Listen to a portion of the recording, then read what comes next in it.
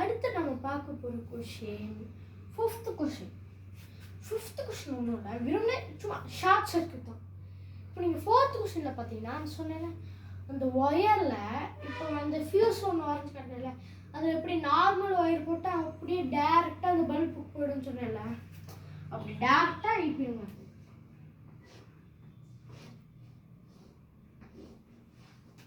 இப்போ ஃபியூஸில் normal wire போட்டோன்னா டேரெக்டாக வெரி லார்ஜ் கரண்ட்டு, இது டேரெக்டாக ஒரு 500 கரண்ட், ஒரு 500 வாட்ஸ் கரண்ட்டு டேரெக்டாக இங்கே போகுது ஒரு நார்மல் பல்புக்கு.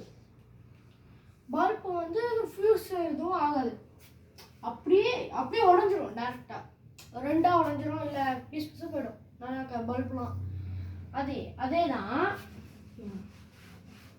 இப்போ ரொம்ப அதிகமாக கரண்ட் போயிடுச்சுன்னா எந்த ஒரு எலக்ட்ரானிக்ஸாலையும் ரொம்பவும் கரண்ட்டு ஏற்ற முடியாது. இப்போ ஃபோன் எடுத்துக்கோங்க, பொம்மை எடுத்துக்கோங்க, எல்லாத்துக்கும் ஒரு லிமிட் இருக்கு. சில பொம்மைங்களுக்குலாம் பார்த்தீங்கன்னா எங்களை எக்ஸாம்பிளுக்கு இப்போது ஒரு எலக்ட்ரிக் பொம்மை இருக்குன்னா, இப்போ நீங்கள் நார்மலாக அதுக்கு ஏற்ற மாதிரி கரண்ட் கொடுத்தீங்கன்னா என்ன ஆகும், அது கரெக்டான ஸ்பீடில் போகும்.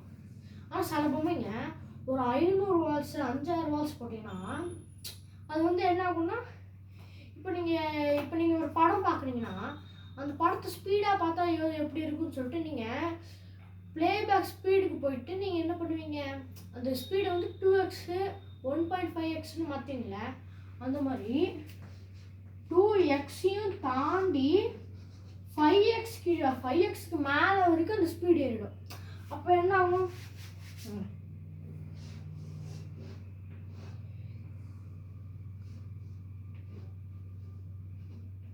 இப்போ இது வந்து ஒரு குதிரை பொம்மைன்னு வச்சுக்கோங்க, இது எவ்வளோ பொறுமையாக சுத்தம், இப்படி சுத்தம், இந்த மாதிரி பொறுமையாக இந்த வேகத்தில் தான் சுத்தம். அது வந்து அதோட கரண்ட்டுக்கு. இப்போ நம்ம அதுக்கும் மேலே தாண்டி கொடுத்தோம்னா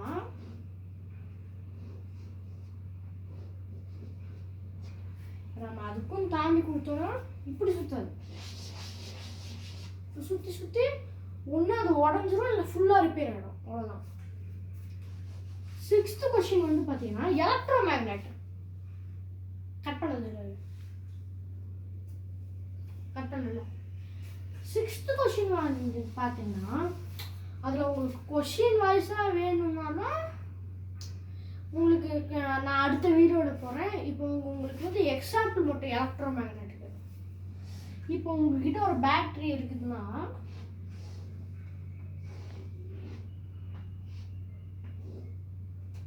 இது வந்து பாசிட்டிவ், இது வந்து நெகட்டிவ்னு வச்சுக்கோங்க.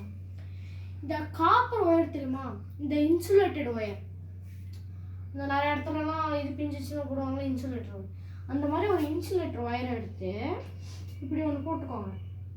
அப்புறமா இப்படி ஒன்று. இது வந்து நீங்கள் வீட்லேயே இந்த எக்ஸ்பெரிமெண்ட் பண்ணலாம். இதனால் எந்த பிரச்சனையும் வராது, அதனால் நீங்கள் இது வீட்டில் கூட ட்ரை பண்ணி பார்க்கலாம். அப்புறம் நான் வீட்டில் அந்த இரும்பு ஆணிலாம் இருக்கும்ல, அந்த செவுத்தில் பெயிண்டிங் அடிக்கிறதுக்கு, அந்த ஆணியை இந்த ரெண்டுத்துக்கும் நடுவில் வச்சு அந்த அப்படியே இப்போ கொடுக்கக்கூடாது. இப்போ அந்த இதுதான் ஆணின்னு வச்சுக்கோங்க, அந்த ஒயரை எக்ஸ்ட்ராவாக இது மேலே சுற்றணும்.